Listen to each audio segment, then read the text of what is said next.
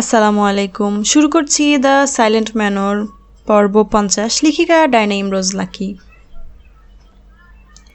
সন্ধ্যা 7টা বাজে। সুফিয়ান সেই বিকেল থেকে ঘরের সামনে আধমরা অবস্থায় বসে আছে। বর্তমান তার সঙ্গী সিগারেট বদরুকে দিয়ে সিগারেট আনিয়েছিল। একটার পর একটা টেনেই যাচ্ছে। ফারদিনার কবরের কাছে মশাল দিতে বলেছিল অনুচরদের। অন্ধকার রাতে ফারদিনা একা ভয় পাবে বলে দুজন অনুচর তার কথা মতো দুটো মশাল কবরের পাশে দিয়ে এসেছে। বিন্তি কান্না করছিল দুপুরের পরের সময়ে। ভাত নদীর কপরদের মাছে সাথে ছিল হাঁসের মাংস। সুফিয়ান খায়নি। অনেকবার বিন্তি ডেকেছিল খেতে, সুফিয়ান যায়নি। এরপর বিন্তি খাবার প্লেটে তুলে সুফিয়ানের কাছে নিয়ে এসেছিল। সে তখনও খায়নি, শুধু সিগারেট টেনে যাচ্ছে। বিন্তির সময় কখনো সিগারেট খায়নি, আজ খাচ্ছে। বিন্তি সিগারেট খেতে বারণ করেছিল, কাজ হয়নি। আজ যেন সুফিয়ান বেলাগাম হয়ে গেছে। বিন্তি তখন সুফিয়ান খেত ছেড়ে বদরু, হাবলু, লালমিয়া, সুলেমান ওদের খেতে দিয়েছিল। খেতে চাচ্ছিল না ওরা। তখন সুফিয়ান ওদের বলেছিল, তোরা না খেতে মরতে চাচ্ছিস নাকি? তোরা খেয়ে নে, কাজ করতে হলে শরীরের শক্তির দরকার। আমি তো মরেই গেছি, শুধু দেহটা তোদের সামনে দাঁড়িয়ে আছে। সন্ধ্যা গড়িয়ে রাত বেড়ে যাচ্ছে ধরণীতে। সেই সাথে সুফিয়ানের ভাঙা হৃদয়ের যন্ত্রণাও যেন ধীরে ধীরে বেড়াচ্ছে। সুলেমান ওর পাশেই বসে আছে। তারা কত কি বলে তারা একটু সামাল দিতে চাচ্ছে, পারছে না। বিন্তি সদর দরজার সাথে মাথা হেলিয়ে সুফিয়ানের দিকে তাকিয়ে আছে। কত সুন্দর হাসি খুশি ভরা জীবন ছিল তাদের। সব হঠাৎ করে যেন ভেঙে তছনছ হয়ে গেছে। ওর চোখ দিয়েও জল গড়িয়ে পড়ছে। মোছার ইচ্ছেটুকুও নেই ওর। চোখের সামনে নিজের ভাইকে তিলে তিলে শেষ করতে দেখতে ওর ভালো লাগছে না। সন্ধ্যা আরো ঘন অন্ধকারের দিকে ঝুঁকে পড়েছে।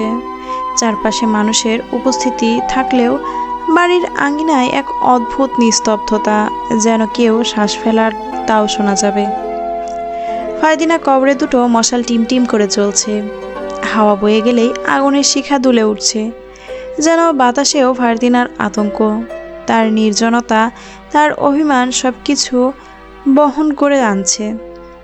সুলেমান, বদরু, হাবলু, লালমিয়া এসে সুফিয়ানের পাশে বসে। সুলেমান সুফিয়ানকে লক্ষ্য করে বলে, নিজেকে তিলে তিলে মারছেন কেন? এতে করে ফারদিনা তো আর ফিরে আসবে না। সুফিয়ান রক্তভেজা চোখ দুটো নিয়ে জবাব দিল, আত্মহত্যা পাপ বলেই তিলে তিলে মরতে হয়। ইচ্ছে করে নিজেকে তিলে তিলে মরারও পাপ। বদরু বলল, আমি যে পাপ করেছি সেই পাপ বড় থেকে আর কোনো পাপ হতে পারে না। খুব জ্বালাতন করছে পাপগুলো আমাকে। ভেতরটা আমি আর বাঁচাতে চাইছে না বলে সুফিয়ানের হাতে সিগারেট ফেলে দিল। সুলেমান বলল, যদি আপনি সত্যিই পাপ করে থাকেন তাহলে মরেও শান্তি পাবেন না, তখন আরও কষ্ট হবে। পাপের জন্য সোজা ভোগ করতে হবে।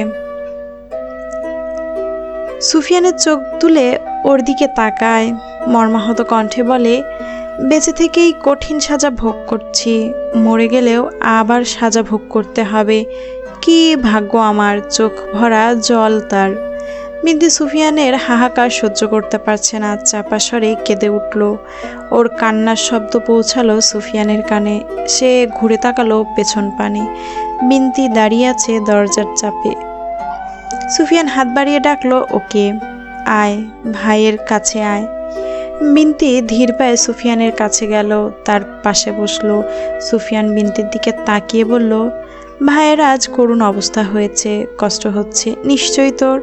বোনের কাছে ভাইয়ের দুঃখ হয়, সহ্য হয় না, আমি জানি। এতটুকু বলে থেমে আবার বলল, মা বাবাকে হঠাৎ করে হারিয়ে ফেললাম, বোনকে হারালাম, দাদা দাদুকে হারালাম। বেঁচে থাকার ইচ্ছেটা তখন মরে গিয়েছিল, জীবনটা অন্ধকার হয়ে গিয়েছিল। আর ঠিক তখন সেই মুহূর্তে ফারদিনা এসে জীবনটা আবার আলোকিত করেছিল, বিশেষ এক প্রদীপ হয়ে। কি দুর্ভাগ্য আমার, সেই আলোর মূল্য আমি দিতে পারিনি। নিজের হাতে প্রদীপের শিখা ধ্বংস করে ফেলেছি, মেরে ফেলেছি ফারদিনাকে। বিনতি সুফিয়ানের জলাক্রান্ত মনি দিকে তাকিয়ে বলল, তোমার কান্না আমার সহ্য হচ্ছে না ভাই। এখন কেন যেন সৃষ্টির বিরুদ্ধে গিয়ে আল্লাহর কাছে দোয়া করতে ইচ্ছে করছে, যাতে উনি ফারদিনাকে আবার ফিরিয়ে দেন। সৃষ্টির নিয়ম বাধা বলে দেয়। এখনো আত্মহত্যা করছি না, এতক্ষণ এই নিয়মে মেনে চলতে পারবো কিনা জানি না। কষ্ট হয় জানিস তো। সুফিয়ানের মুখের বাক্যগুলো শুনে বিনতি নীরবে আবার কেঁদে উঠল। সোলেমান ওরাও কাঁদল। বদরু বলল, আপনার যদি কিছু হয়ে যায় তাহলে আমাদের কি দেখবে? এই গ্রামবাসীদের কে দেখবে? আপনার বোনের রক্তের বন্ধন বলতে একমাত্র আপনিই আছেন। একবার ভাবুন, মৃত্যুই কি সব কিছুর সমাধান? ভাবুন। আপনাকে আজ আমি ভাবার সময় দিলাম। বদরুর চোখের জলের মাঝে ক্রোধের নমুনা প্রকাশ করল। সুফিয়ান চুপচাপ বসে রইল। বিনতি সুফিয়ানের কাঁধে হাত রেখে বলল, ভাই তুমি আমায় রেখে চলে যাবে? করুণা শোনালো বিনতির কণ্ঠ। আবার বলল, বড় ভাই তো বাবার সমতুল্য হয়। মা বাবাকে সেই কবেই তো হারিয়ে ফেললাম, প্রিয় বোনকে হারিয়ে ফেললাম। তারপর থেকে তোমার মাঝে পৃথিবীর সুখ খুঁজলাম, তোমার হাত ধরে বড় হতে লাগলাম। সেই এখন তুমি আমাকে ছেড়ে চলে যাওয়ার কথা ভাবছো? সুফিয়ানের কণ্ঠ জবাব নেই। জবাবের বিপরীতে শুধু চোখ বেয়ে জল পড়ছে। চোখের সামনে তখন অতীতের স্মৃতি ভেসে উঠল, তার মায়ের সাথে কাটানো কিছু মুহূর্ত।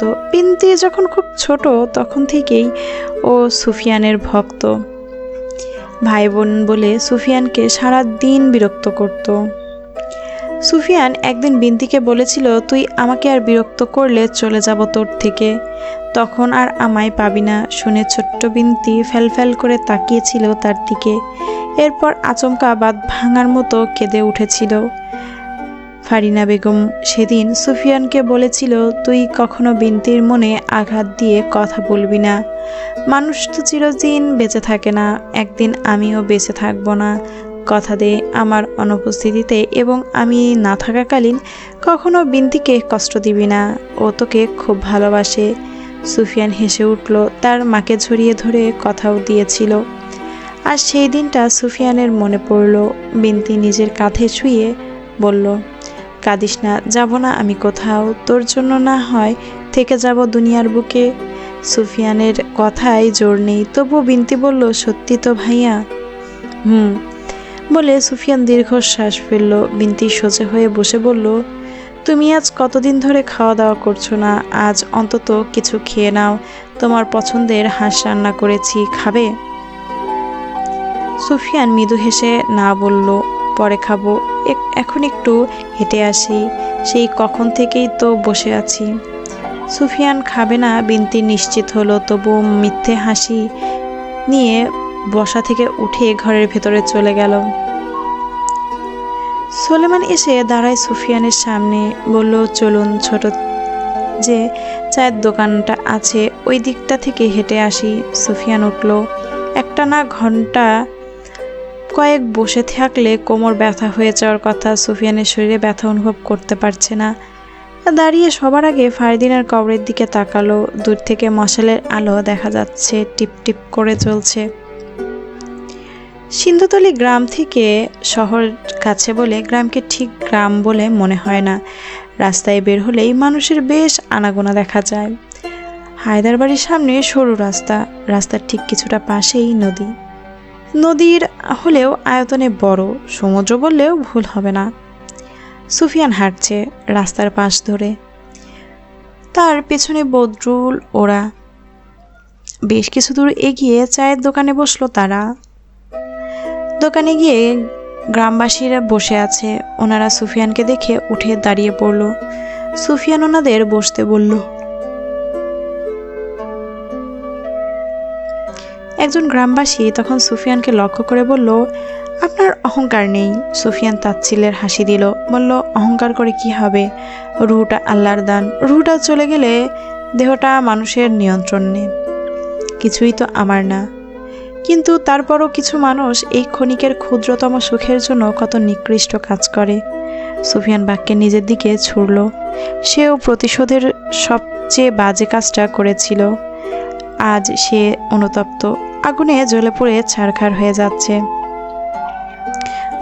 আপনার মতো অহংকার মুক্ত মানুষ যদি সমস্ত দুনিয়ার ভাই থাকতো, তাইলে হয়তো দুনিয়াটা সুন্দর থাকতো। দোকানি চা বানালো, সুফিয়ানের দিকে এক কাপ চা এগিয়ে দিল। সুলেমান ওদের দিল। সুফিয়ান চায়ের ধোয়া ওঠা দৃষ্টি দেখেছে। সুলেমানের পাশ থেকে ফিসফিসিয়ে সুফিয়ানকে বলল, এখানে বসে অন্তত পাগলামি করবেন না, চাটা খেয়ে নেন। চায়ে আপনার পেট ভরবে না, খেতে পারেন। সুফিয়ান সবার আড়ালে চোখ মুছে চায়ের চুমুক দিল। দ্বিতীয় চুমুক আর দিতে পারল না, রেখে দিল কাপটি। দোকানির কাছে সিগারেট চেয়ে নিল, ম্যাচ দিয়ে ধরিয়ে দ্রুত দোকান থেকে বাইরে বের হয়। ফারদিনার বলা বাক্যগুলো, কাটানো মুহূর্তগুলো চরমভাবে তাকে আঘাত করছে। মনে পড়ছে, ধাওয়া করছে তাকে। রাস্তা ধরে একদিকে হাঁটতে শুরু করলো। কিছু লোক তাকে দেখা মাত্র সম্মানের সাথে পাশ কেটে গেল। লাইন বেঁধে কিছু ঘোড়ার গাড়ি ছুটে চলে যাচ্ছে। সারথি যা যা কণ্ঠ ভেসে আসলো। সুফিয়ান সেসব শুনল না। এখন তার উপরে দিব্যি একটা পাথর পড়লেও বোধহয় সে টের পাবে না, কারণ তার মনের ক্ষতর থেকে বেশি ক্ষতটা বিক্ষত হয়ে গেছে হৃদয়টা। সিগারেট ফুকা শেষ খণ্ডটি ফেলে দিল। হাঁটতে হাঁটতে পৌঁছে গেল তার বাড়ি ছেড়ে অনেক দূরে। তবে তাকে একা ছাউনি সুলেমান ওরা। বিনতি ওদের চারজনকে আড়ালে বলেছিল সুফিয়ানকে যেন একা না ছাড়ে। সুযোগ বুঝে কখন কি করে বসে বিশ্বাস নেই। ওরাও তার পিছু পিছু হাঁটছে। সুফিয়ান হাঁটতে হাঁটতে মৌলভী বাড়ির সামনে চলে এসেছে। কাঁচামাটির দোতলা ঘর, ঘরের সামনে মশাল জ্বলছে। 4-5টা গরুর বাঁধা, পাশে একটা ফুলবাগান। দমকা হাওয়াতে ফুলের ঘ্রাণ এসে সুফিয়ানের নাকে বিঁধল। তাৎক্ষণিক তার মনে পড়ল আলিমনগরের কথা, তার সেই ছোট্ট মাটির ঘরটার কথা। কত শত স্মৃতি সেখানে জমিয়েছিল, যা কখনোই ভুলে যাবার নয়। সে ভুলতেও চাইছে না। সুফিয়ানের চোখ দুটো ছলছলিয়ে উঠল। চিৎকার করে কাঁদতে ইচ্ছে করছে, পারছে না। গোপন নিস্তব্ধ ঘর দরকার, যে ঘরে সুফিয়ান একা মন খুলে কাঁদতে পারবে, বুক ফাটিয়ে তার কষ্টগুলো চোখের জলে ভাসাতে পারবে। অসহায় লাগছে আজ নিজেকে তার। সুলেমান ওরা দূর থেকে সুফিয়ানকে লক্ষ্য অনুসরণ করে মৌলভী বাড়ির দিকে তাকালো। সুফিয়ান ঠিক কি দেখছে ওরা বুঝতে পারল না। সুফিয়ান পালক পড়ছে না। সুলেমান তার ধ্যান ভাঙাতে তীর্যক কণ্ঠে চেঁচিয়ে ডাকলো, সুফিয়ান ভাই, চলুন বাড়ি ফিরে যাই। সুফিয়ান সুলেমানের দিকে ঘুরে তাকাতে আবছা করে মৌলভীর ঘরের সামনে লাল রঙের শাড়িতে একজন নারীকে স্পষ্টভাবে দেখতে পেল। তার চালচলন কিছুটা ফারদিনার মতো। সুফিয়ান আঁতকে উঠল। ঘাড় ঘুরিয়ে মৌলভীর ঘরের দিকে দেখল। কাউকে দেখা যাচ্ছে না, শুধু ওনার ঘরের দরজা বন্ধ করার কপাট আওয়াজ ভাসল। হ্যালুসিনেশন হচ্ছে বলে সুফিয়ানের দৃষ্টি সরিয়ে নিল। স্থান ত্যাগ করার জন্য মনস্থির করল। তখনই মৌলভীর কণ্ঠে সুফিয়ানের আনে আসলো। সুফিয়ান থমকে দাঁড়ালো। মৌলভী বললেন, বাবা কোনো সমস্যা? সুফিয়ান মাথা আওড়ালো না। মৌলভীকে কয়েকবার সামনে এগিয়ে আসলেন, আবার বললেন, কিছু কইবা? না চাচা, হাঁটতে হাঁটতে এদিকে আসলাম, আর এখানে এসেই কেন যেন পা আটকে গেল। মৌলভী সাহেব কিছু বললেন না। সুফিয়ান ওনাকে অতিক্রম করে ওনার ঘরের দিকে ক্লান্ত চোখে তাকালো। এরপর থেমে থেমে ভাঙা গলায় বলল, চাচা একটু জল খাওয়া যাবে? একজন জমিদারের পুত্র হয়ে অসহায়ের মতো আবদার মৌলভী সাহেবকে নাড়ল। উনি সুফিয়ানের মুখটির দিকে তাকালেন। মায়া হচ্ছে ওনার। সুফিয়ান ভেতর থেকে ভেঙে পড়েছে। সেই প্রতিচ্ছবি যেন তার বাইরে থেকেও এখন দেখা যাচ্ছে। মৌলভী ধীর কণ্ঠে বলল, ভেতরে এসো। সুফিয়ান মৌলভীর ঘরে গেল। ভেতরে প্রবেশ করে একটা চেয়ারে বসে। মৌলভী তাসবিহ হাতে পাশেই বসে। এরপর উনি লম্বা কণ্ঠে জল চাইলেন। সুফিয়ান কিছু বলছে না, বসে বসে নিষ্পাপ বাচ্চাদের মতো নখ খুঁটছে। মৌলভী পুনরায় মূল ঘরের দিকে উকি দিয়ে বলল, এক গ্লাস জল চাইলাম, জমিদার পুত্র আইছে। থেমে মৌলভী সুফিয়ানের দিকে চেয়ে বলল, কয়লার মধ্যে স্বর্ণের পদর্পণ। বলা শেষে হাসলেন মৌলভী। সুফিয়ান বলল, না চাচা, আমি মনে করি কোনো মানুষের মধ্যে ভেদাভেদ থাকা উচিত নয়। আমি জমিদার পুত্র বলে আলাদা সম্মান দেওয়ার মানে হয় না। হায়াতের মেয়াদ ফুরিয়ে গেলে 3.5 হাত মাটির কবর আমাদের চিরস্থায়ী ঠিকানা হবে। আপনিও সেই ঘরে যাবেন, আর আমিও। সুফিয়ানের এই কথাগুলো যথেষ্ট যুক্তিসঙ্গত এবং বাস্তব। মৌলভী বেশ খুশি হলেন। উনি শুধু অবাক চোখে সুফিয়ানের দিকে তাকিয়ে রইলেন। জল আসলো একটি মাটির পাত্রে। পর্দার আড়াল থেকে জলের পাত্রর মেয়েলি হাতটা কেউ একজন সুফিয়ানের দিকে এগিয়ে দিল। সুফিয়ান জলটি নিয়ে খেয়ে ফেলল। এরপর পাত্রটি পুনরায় মেয়েলি হাতে পৌঁছে দিল। সুফিয়ান গলা পরিষ্কার করে মৌলভীকে নিচু স্বরে বলল, জল দিল উনি কে? আমার মেয়ে। আগে কখনো দেখিনি, তাই জিজ্ঞেস করলাম। ওর ফুপু বাড়ি ছিল, গতকাল আইসে। পর্দা করতো, ঘরের বাইরে বের হয় না।